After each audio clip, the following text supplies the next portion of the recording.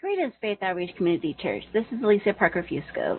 So, in case you guys didn't know, I am one of the ones that manages the church's YouTube channel. And so, some of you may be wondering exactly what is exactly the YouTube channel, what does it mean? So, this video is going to give you a little bit of a tutorial on how it works, and basically give you a little bit of the lingo and some of the terms that you may be a little bit unfamiliar with. Basically, that way you can fully understand what it means.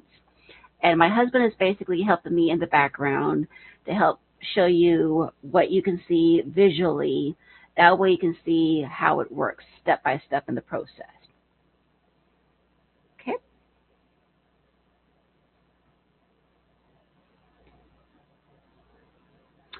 So the first thing that you're going to see if you're looking for the church's YouTube channel is a thing called FOCC Maryland. That is the name of the YouTube channel. So it's FOCC Maryland. F as in Frank, O as in Oscar, C as in Charlie, and C as in Charlie, and then Maryland. So that will be on the computer, or if you happen to be using your phone, you can find it that way as well. So basically, now that you've found the page, what happens from there? So once you get onto the page, there's a button typically that's going to be in a bright red button that's going to say subscribe. So we're already subscribed to the channel, but if we were not subscribed to the channel, it would be a big red button saying, hey, subscribe to me.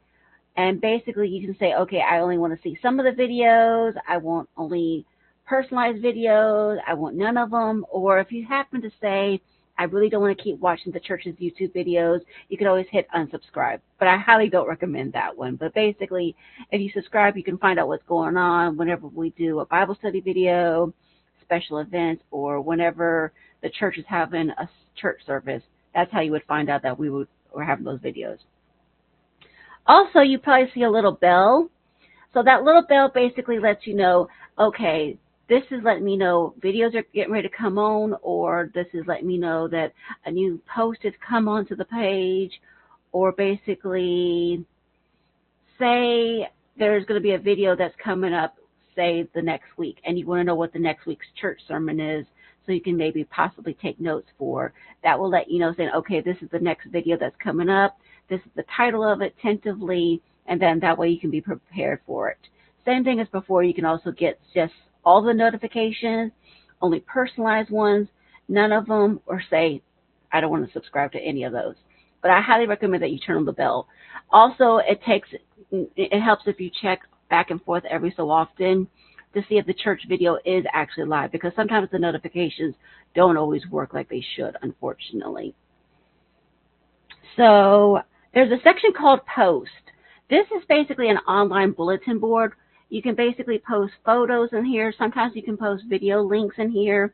Basically, think of it as an online bulletin board. In this case, for the church's community post, we've been posting about Pastor Tom Logan's books. That way you can find out, okay, he's got a book coming out. This is where you can purchase it, and this is what to look for. So some of the videos that we're watching, we notice that you may be noticing saying, wait a minute, there's some of the audio that's missing from it, or the sound seems to be not in there as much as it should be. What's going on? Am I doing something wrong? No, you're not doing anything wrong with the videos.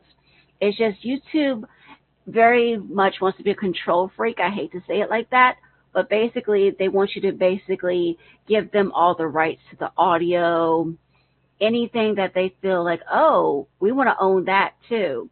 So basically some of the videos may be missing audio, but the thing is, it's either you adjust the audio in those cases, or you delete the video entirely, or you can do a compromise where you just say, let's just mute that section of the audio out. Also, there were sometimes technical issues because there was something going on with the live stream, saying, hey, there was something wrong with the recording equipment. Maybe there was something wrong with the microphones that was going on when it was going on. But basically, that's the only reasons why the video would not be playing the audio like it should be. So just be very patient, that some of the times it may be something totally out of our control in this situation. So if you want to give a comment to your videos, and say you have a question or something. So this is an example from our personal YouTube channel. So basically, people go to the community section, or you can also go to the video directly on itself. And basically, you can give comments. You can also basically, if you like someone else's comment, you can also do a thumbs up. If you don't like a comment, basically you can do a thumbs down. But basically, the people that also own the video, they also do a heart button as well.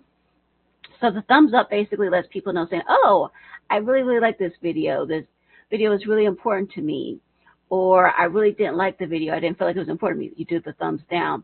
Also, if you want to happen to share the video with somebody that may not have access to the church's YouTube channel, you can hit the share button. That will allow you to share it, say, on your Facebooks. Like, you can share it via email. You can share it on your Twitters. You can share it on your other social media accounts.